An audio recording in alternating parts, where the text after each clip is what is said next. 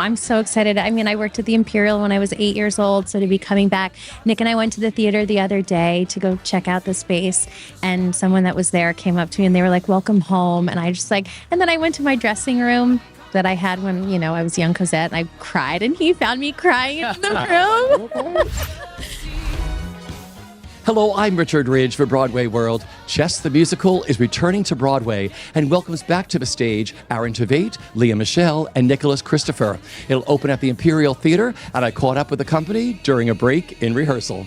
It's amazing. I mean, I really, wasn't sure what the next thing would be after doing Funny Girl, and Chess came along, and it's just so incredible to get to work with these two. I'm so happy. I feel so spoiled.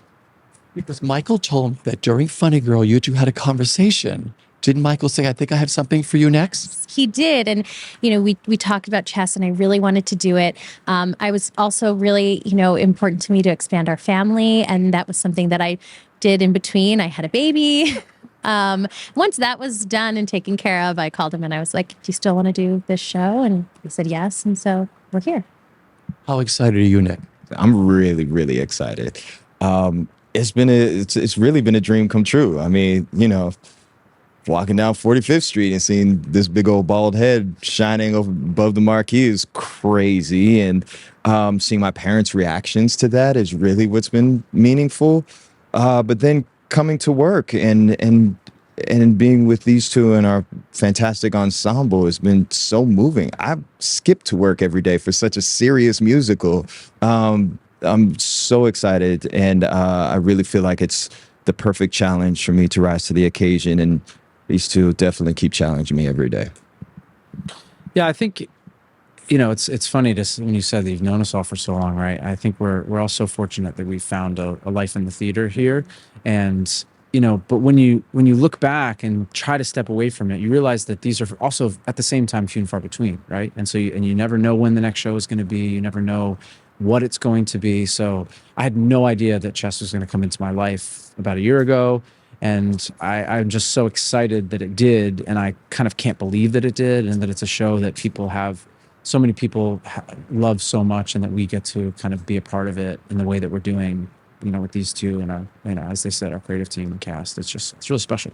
I just can't believe it. I can't believe Chess is coming back to Broadway after all these years. As a big musical theater nerd, I'm excited as if I wasn't even involved in the show, where it's like, oh my God, Chess is coming to Broadway. How amazing is that? And then as someone who's been working on this show for quite a long time now, I'm thrilled. I'm nervous. I'm really excited about it. And I'm just hopeful that it's as dynamic and unique an experience as for the audiences we're trying to put together. I think people are going to be very surprised by it. What unlocked the show, I think, is Danny Strong's new take on a Cold War musical that was not being made during the middle of the Cold War, right? With 2020 hindsight, he had a way of telling the story that is all baked into the lyrics and the songs of this love triangle set in the world of competitive international chess. And chess becomes a metaphor not just for that love triangle, but also for the geopolitical chess game that the U.S. and the USSR were playing at the height of the Cold War. We can look at it from a distance now, and it becomes kind of a historical piece, and we can have some fun with how those stories are resonating with the current shitstorm that we're in at the moment. I mean, when Michael Mayer calls, you say yes. I mean, he's just one of the best directors ever. And he had such a clear vision for the show, and we have so much fun together. And the show is so special, and the music is so incredible. And Nic and Leah and Aaron and Hannah, I don't know how to say this. They sing their faces off. I mean, it's extraordinary to be in the room with these. And they're so kind and wonderful. They're incredible actors. And the ensemble is just awesome. I love me some fabulous dancers, and they are some incredible dancers. I love the blend. I love that it's pop and rock and this orchestral sort of musical theater. For me, that's so incredibly complex musically, and I love that. Talk about working with your three leads, with putting the show together with them. Yeah, they sound so incredible. I'm ready for the world to hear this. And we've been working for quite a while to like really get it in their bodies and in their voices and find how it sounds in their voices because they are so unique in how they sing. It's going to be revelatory. I think that everyone knows this is exceptional music, but it's never felt this exciting to have the platform to hear it. And Michael Mayer has centered the music, has centered the performances. Danny Strong has built this book to allow ABBA's work to soar. And I think for people who are fans of the music prior to now, and for people who've never seen Chess, I think we're going to make a lot of chess heads on Broadway this year.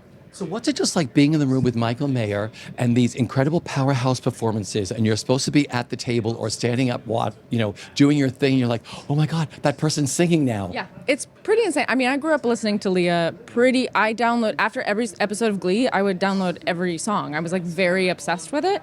And so to be singing with her and then to hear her sing is really heady for me. Same with Erin. Like I grew up listening to Erin. I've known Nic because we worked together, so that's been really special.